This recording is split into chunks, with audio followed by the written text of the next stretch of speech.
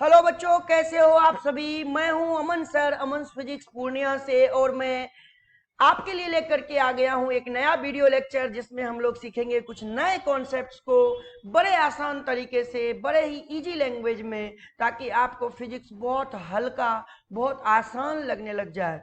और आज फिर से हम इलेक्ट्रोस्टैटिक्स चैप्टर के कुछ नए क्वेश्चंस को डील करेंगे, नए क्वेश्चंस को सॉल्व करना सीखेंगे। और आई होप कि आपको भी क्वेश्चंस को सॉल्व करना आ जाएगा जब हमारा ये वीडियो लेक्चर आप पूरा देख लोगे उसके बाद। तो आपको जो करना है वो ये कि आपको लगातार प्रैक्टिस करना है और हमारे साथ बने रहना है। लगातार नोटिफिकेशन ऑन कर लीजिए ताकि मैं जब भी वीडियो अपलोड करूं तो वो आपको नोटिफिकेशन में पता चल जाए, आपको नोटिफाई हो जाए। ओके, चलिए शुरू करते हैं। बिना देरी किए हुए लेते हैं आज का पहला क्वेश्चन। कह रहा है there are two identical spheres A and B. A is given plus Q charges, B is given minus Q charges. So what will happen to the mass. Mass को क्या होगा। तो ये है हमारा ए और ये है हमारा बी, और आइडेंटिकल है ये दोनों स्फीयर, मतलब रेडियस दोनों का सेम होगा। अब एक को दिया गया प्लस क्यू चार्ज और दूसरे को दिया गया माइनस क्यू।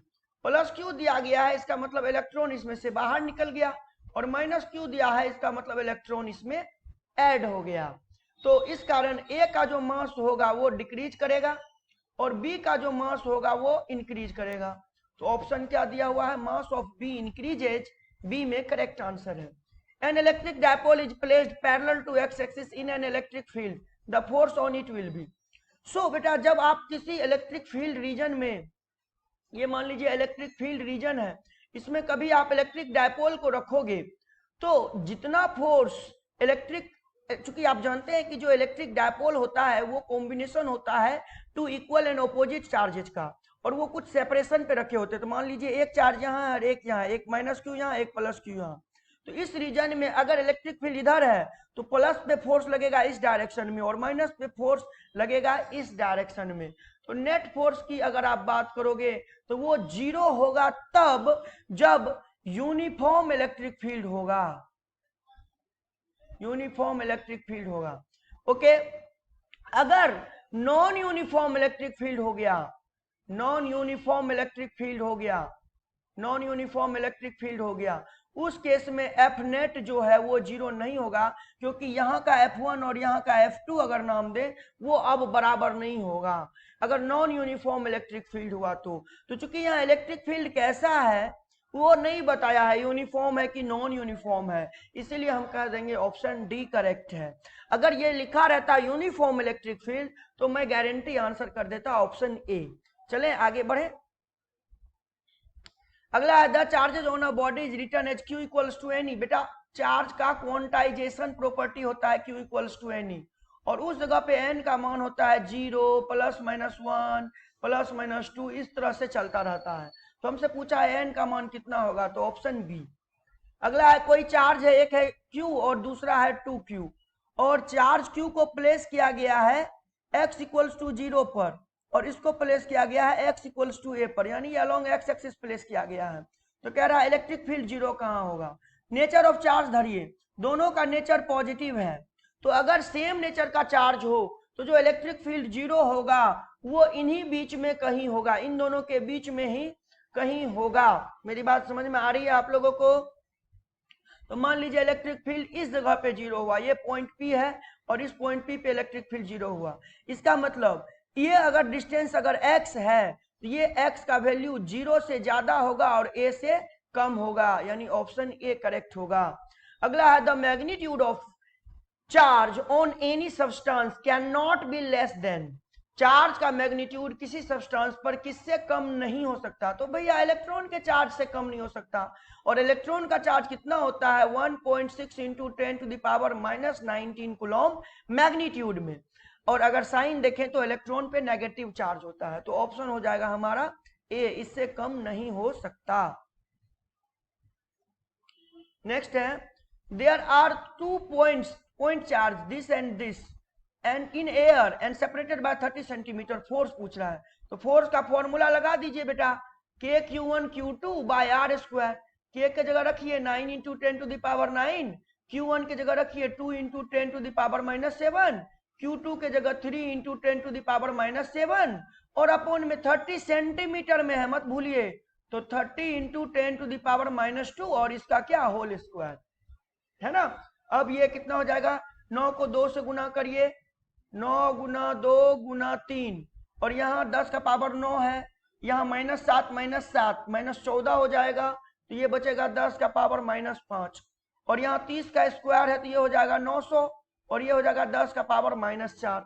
अब 9 से ये 100 बार में कटेगा, 100 को 10 का पावर -4 से गुना करोगे तो कितना हो जाएगा, 10 का पावर -2 और ऊपर जाएगा तो 10 का पावर +2, तो 2 तिया 6, 10 का पावर -5, 10 का पावर +2, यानी ये हो जाएगा 6 गुना 10 का पावर -3 न्यूटन और इसको बोलते हैं 10 का पावर -3 को मिली, ये हो जाएगा 6 मिली न्यूटन, ऑप्शन ए।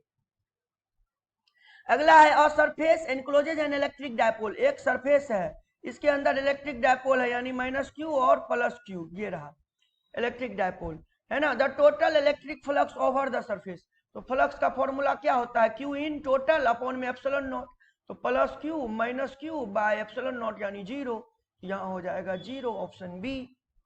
अगला है the force acting on a test charge q naught is rest in an electric field, एक इलेक्ट्रिक फील्ड है E और E के अंदर एक टेस्ट चार्ज रखा हुआ है q नॉट, तो कह रहा है उसके ऊपर फोर्स कितना लगेगा, तो ऑब्वियसली बात है टेस्ट चार्ज का नेचर पॉजिटिव होता है तो फोर्स इलेक्ट्रिक फील्ड के डायरेक्शन में लगेगा, कितना लगेगा, तो sir q not multiply by E vector, तो ये कहाँ दिया हुआ है, यहाँ कहाँ दिया हुआ है, सॉरी यहाँ इलेक्ट्रिक फील्ड इंटेंसिटी पूछा, तो इलेक्ट्रिक फील्ड इंटेंसिटी कितना हो जाएगा, F अपॉन में q नॉट, ठीक है। अगर F पूछता तो q not into E vector है ना, E पूछा है तो F बाय q नॉट यानी ऑप्शन ए हो जाएगा। नेक्स्ट है in an uniform electric field is E the force on a charge q, अभी मैंने सिखाया फोर्स क्या हो जाएगा q इंटू ई वेक्टर, है ना, एकदम बेसिक सा आंसर है ए नंबर।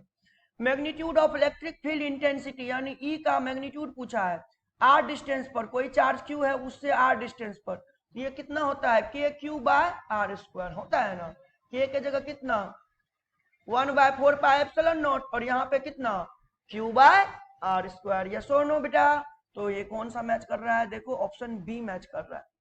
आगे बढ़ते हैं हम लोग, अब आगे हम लोग 100 पे, तो 100 पे क्या दे रखा है, 100 पे क्या दे रखा है बेटा, the total electric flux over a closed surface is dash the total charge enclosed bye it, so sir total electric flux किसी भी क्लोज सरफेस के लिए जब लेते हैं तो वो क्या लिखते हैं q in by epsilon not, यानी 1/एप्सिलॉन नॉट को किससे मल्टीप्लाई कर रहे हैं q इन से, ये देखो ये, यहाँ पे अपन लोग क्या मल्टीप्लाई करेंगे 1/एप्सिलॉन नॉट टाइम्स यानी ऑप्शन ए। अगला है the electric field intensity E near an infinitely long conducting and charge cylinder, तो एक कंडक्टिंग एंड चार्ज सिलेंडर है, ये देखिए इस तरह का है ना, near an infinitely long conducting and charge cylinder, यहां से हमें E का वैल्यू इस जगह पे पूछा है, ये वैल्यू याद रखिए 2k लैम्डा बाय r, ठीक है, यानी इसको 2 इंटू के के जगह 1/4 पाई एप्सिलॉन नॉट है ना, और लैम्डा बाय आर लिख सकते हैं, तो 2 से 2 बार में कट जाएगा, तो जो E का वैल्यू आएगा वो आएगा lambda by 2 pi epsilon naught into r, option B में गिवन है। तो बच्चों हम लोगों ने आज जो इस वीडियो लेक्चर में कुछ क्वेश्चन किए हैं वो क्वेश्चन को आपको याद रखने की जरूरत है, बस एक काम हमारे लिए ये कर सकते हैं आप कि पहला चीज तो ये, अगर आप सब्सक्राइब किए बिना वीडियो देख रहे हैं तो पहले सब्सक्राइब कर दीजिए और नोटिफिकेशन ऑन कर दीजिए ताकि आपको नया वीडियो मिलते ही नोटिफिकेशन मिल जाएगा। और अगर आपका कोई फ्रेंड भी क्लास 12th में है और वो आने वाले एग्जामिनेशन की प्रिपरेशन कर रहा है तो उसके साथ हमारे इस वीडियो लेक्चर को जरूर शेयर करें। Thank you so much, thank you.